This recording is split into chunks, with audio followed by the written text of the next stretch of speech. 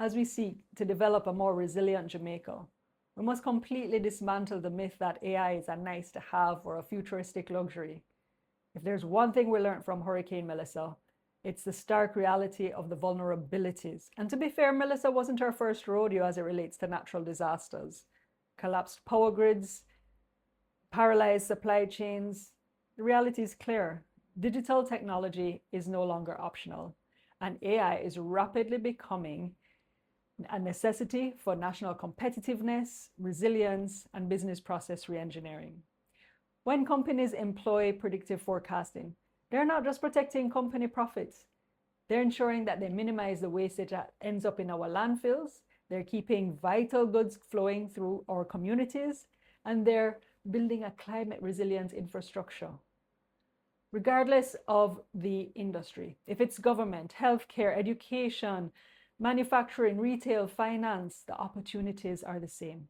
Work smarter, produce faster, and create greater value. But digital technology in of itself can't do that. It requires people, processes, leadership, and talent.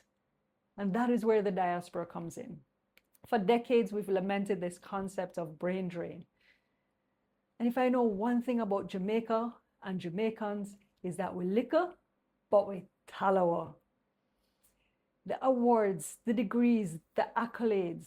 And now we have the opportunity to tap into that intellectual pool regardless of our location.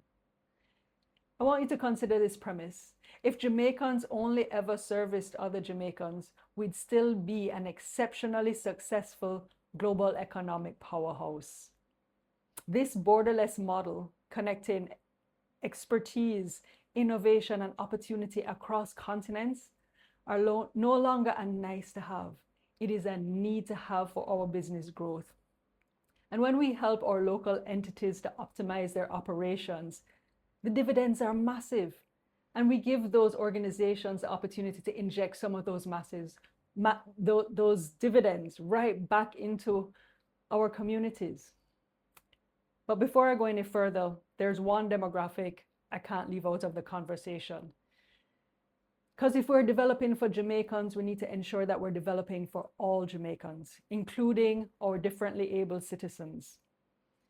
As we build our physical spaces, we ensure that they have ramps, we retrofit the environment. When companies like Amazon inject hundreds of thousands annually into their user experience design, they know that it pays for itself because it reduces points of friction. And as we build our digital spaces, we must adhere to those same standards. Not just because it's, going to make us more money, but the reality, it also proves that when we prioritize digital equity, we're also building highly sustainable businesses.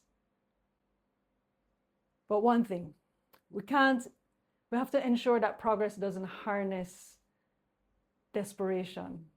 When everyday workers hear the word AI, they fear job displacement, and those concerns are real.